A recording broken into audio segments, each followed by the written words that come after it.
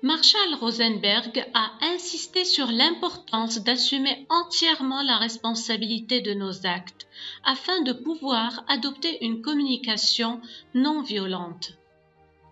Il avait donné l'exemple du procès d'un criminel nazi à son jugement pour crime de guerre.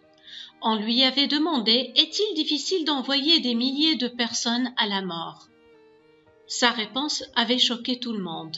Pour vous dire la vérité, c'était facile. Notre langage bureaucratique l'a facilité.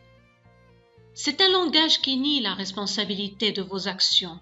Si quelqu'un vous dit pourquoi vous l'avez fait, vous dites « Je devais le faire, je n'avais pas le choix. Ordre des supérieurs, politique de l'entreprise, c'est la loi. Je ne pouvais pas faire autrement. Ou ils me l'ont fait faire. » Vous ne vous sentez pas aussi mal à l'aise, vous deviez le faire, vous ne vous sentez pas responsable. Tout langage qui nie la possibilité de choisir et qui rejette la responsabilité de nos actions est un langage très dangereux qui peut conduire même aux actes les plus violents. C'est pourquoi il est primordial d'assumer la responsabilité de nos actions et de notre communication en remplaçant « je dois » par « je choisis de faire ça » parce que je veux ceci ou cela. Rosenberg préconise que nos actions doivent être animées par un désir de vie plutôt que par la peur, la honte ou l'obligation. Il nous propose de traduire toutes les phrases que nous commençons par « je dois »,« il faut » par « je choisis ». De cette façon, nous devenons entièrement responsables de nos actes. Il nous propose aussi de reprendre tout ce que l'on doit faire, tout ce que l'on s'oblige à faire sans joie et d'en faire des phrases avec la formule « je choisis de parce que je veux ». De cette manière, nous nous rendons compte de ce qui motive nos actions. Nous devenons plus en phase avec nos besoins, nous permettant ainsi de mieux cerner nos valeurs et d'être plus intègres envers nous-mêmes. De même, il est fondamental d'assumer pleinement la responsabilité de nos sentiments en nous disant « je suis responsable de ce que je ressens et je peux changer cela en changeant mon interprétation de ce qui m'arrive ». Marshall Rosenberg a défini quelques types de langage aliénant, c'est-à-dire un langage qui soumet à la contrainte et qui est un obstacle à la bienveillance. Les jugements moralisateurs et les critiques. Émettre des jugements moralisateurs sur les gens dont les actes ne correspondent pas à nos valeurs. Faire des comparaisons ou se comparer aux autres est une forme de jugement qui peut entraver la bienveillance envers soi-même comme envers les autres. Refuser ses responsabilités. Tout langage refusant la responsabilité de nos actions, de nos pensées et de nos sentiments. Communiquer ses désirs sous forme d'exigence est une entrave à la bienveillance. Notre interlocuteur ressentira la menace d'une punition ou d'un reproche s'il ne répond pas favorablement à la demande. Donc, tout langage refusant, le choix est à éviter. Une vraie demande peut être acceptée comme elle peut être refusée. Faire des interprétations ou des lectures de pensée. Pourquoi il ne faut jamais juger?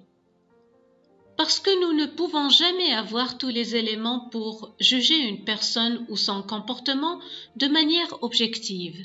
La majorité des éléments relèvent des paramètres invisibles pour nous, tels que l'historique d'une communication ou d'une relation, le vécu de la personne, ce qu'elle sait d'une situation, sa propre sensibilité, ses propres capacités physiques et intellectuelles, sa culture, son histoire personnelle, etc. Juger appartient au langage que Marshall Rosenberg a appelé chacal. Voici un exemple de communication chacal. Tu es égoïste, tu ne penses jamais à moi. C'est toi qui es égoïste, tu ne penses jamais au fait que j'ai d'autres choses à penser que de penser à toi. Juger, c'est focaliser sur ce qui ne va pas. Cette façon de penser n'est pas orientée sur la solution, donc cela ne résout pas le problème. Juger une personne, c'est lui coller une étiquette, ce qui ne l'encourage pas à faire mieux. Juger met la personne sur la défensive, lui donne des sentiments désagréables tels que la colère, la honte, la culpabilité, l'aversion ou l'hostilité. Tout cela ne favorise pas une communication efficace. Au lieu de juger, il est plutôt bénéfique de chercher à comprendre la personne en lui posant des questions du genre « Qu'est-ce qui t'a fait réagir comme ça? En quoi cette histoire t'a affecté? Qu'est-ce qui t'a fait mal au juste? etc. » Voici maintenant une réponse girafe au même exemple chacal que nous venons de voir. Tu es égoïste, tu ne penses jamais à moi. Tu te sens en colère car tu as besoin que je pense plus à toi. Le langage girafe nous propose de chercher les sentiments et les besoins de notre interlocuteur qui se cachent derrière ses propos, même quand ils sont violents comme dans cet exemple. Et pour cela, nous avons besoin de développer notre empathie envers autrui, quelles que soient les circonstances. Justement, nous avons appris dans le premier volet de la CNV à savoir être empathique envers soi-même et l'expression de ce qui se passe en soi. Dans ce cours, nous allons étudier le deuxième volet, à savoir écoute empathique de ce qui se passe en l'autre. L'empathie est une façon de comprendre avec respect ce que les autres vivent. Développer notre capacité à être empathique nous donne accès à de nouvelles ressources telles que la sincérité et de créer un véritable lien avec notre interlocuteur. L'empathie peut parfois à elle seule désamorcer un danger ou un risque de violence. Elle vous permet d'accepter un refus sans y voir un rejet, de redonner vie à une conversation et même parfois de comprendre ce qui n'est pas dit par des mots. Il s'agit d'écouter avec nos cœurs plutôt qu'avec nos têtes et de nous oublier pendant que nous écoutons l'autre.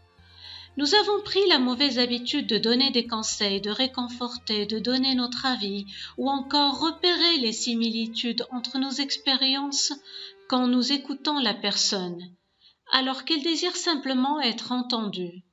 En communication non violente, accueillir avec empathie consiste à écouter simplement l'autre, l'observer et reformuler ses propos, ses sentiments, ses besoins et sa demande.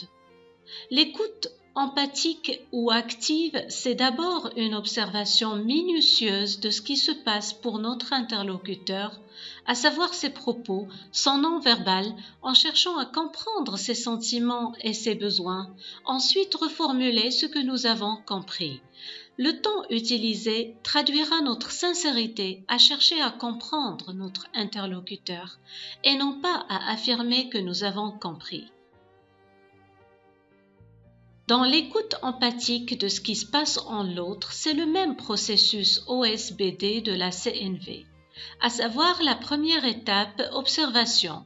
J'observe ce qu'il dit ou fait. Par exemple, quand tu dis « tu n'aimes pas aller au travail ». La deuxième étape est de chercher quel sentiment peut se cacher derrière ces propos. Par exemple, quand tu dis que tu n'aimes pas aller au travail, est-ce que tu te sens triste? La troisième étape, je cherche son besoin non satisfait en relation avec la situation. Par exemple, quand tu dis que tu n'aimes pas aller au travail, est-ce que tu te sens triste parce que tu as besoin de faire un travail qui te passionne? Et la quatrième étape est la demande. Je vérifie si ce que j'ai compris correspond plus ou moins à la réalité de mon interlocuteur, en lui demandant par exemple « Est-ce bien cela ?»